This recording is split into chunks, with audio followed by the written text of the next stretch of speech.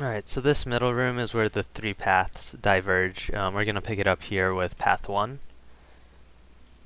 So for path 1, you just want to run down here and dodge the flames. You can run on the ledge like I did. Or if you have swiftness, you can just make it down and dodge it then. So here are just 2 warriors left, and the 3 guardians will go middle. So what we're doing here is, if your group's not as heavy on the DPS and like isn't full of 80s, you can leave one person in the middle to guard Hodgins and the Sparrow while the rest of the group goes to the west first. What we're gonna do is, this part's pretty easy with 80s and like properly geared and spec people. So we're doing both sides at the same time. The 3 guardians are going to the right side to clear.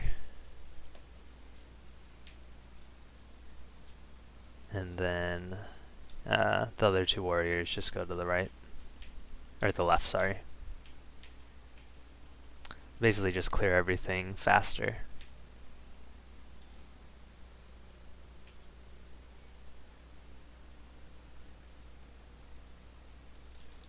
From here you can waypoint or just wait for the door to open. We're going to run up top here to get the Scepter piece to advance this dungeon path. Right from that area.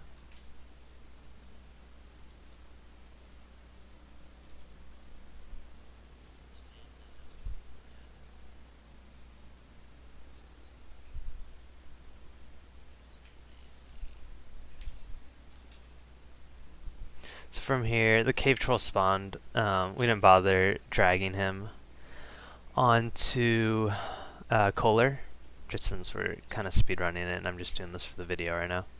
But you can aggro the 2 to each other, and they'll fight each other, and then you can kill them at the end and get their drops. While you do like the first event, the Hodgins event that we just did with the burrows. But as you can see, we're running up to the left. There's not really any mobs except these grubs, which are harmless. There are going to be some gravelings, hatchlings, and scavengers and stuff up here. They path over to this area sometimes, so you may aggro them, but the run's pretty short, so it's not a big deal.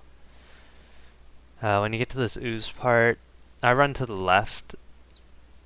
The reason being is if you go to the right, the slimes come in further, and then Hodgins will like keep trying to aggro them, and like he did right now, because some people ran to the right, but they went back far enough. So you'll actually have to kill them, where here we were able to just run by them, since they weren't close enough for Hodgins to keep aggroing. So for this next part, we have to get 5 scepter pieces from this room. The first one's right there where Sin is. Then there's going to be 2 on the upper path and 2 on the lower path.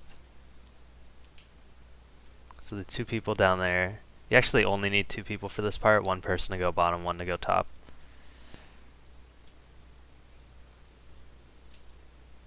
So they got 2 on the bottom. There's the 4th one here and the 5th one way back where Valor's running. Just make sure you have things like stability or stun breakers in case you do get knocked down by the scavengers. So once we have 5 of them, we left 1 person back to talk to the NPC, which spawns this waypoint. I'm just going to keep running until I lose aggro, and then I can waypoint all the way back and pick up my chest.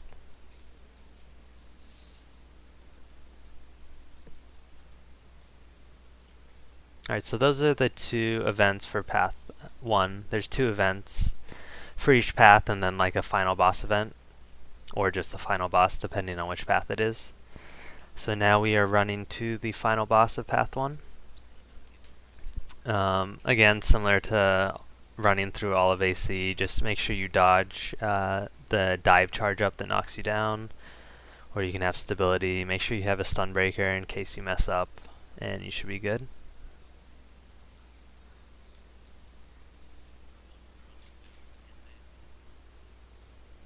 So actually run up here.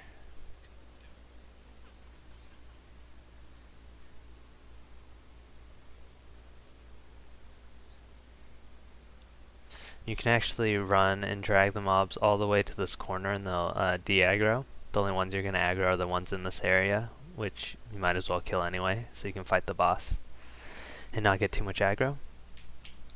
So we're going to kill this breeder.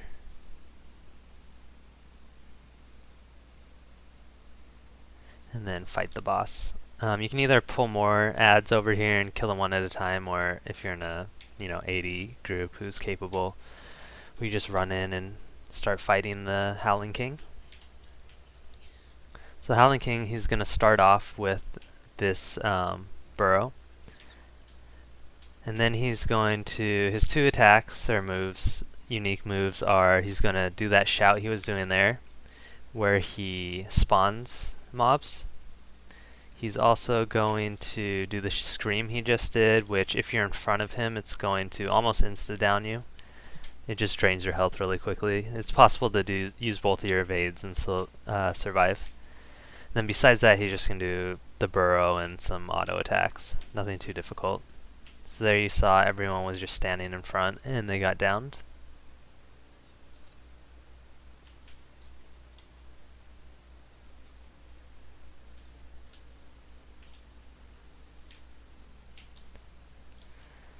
It's probably a bit easier if you pull him out of the wall, just because you can dodge his shout better.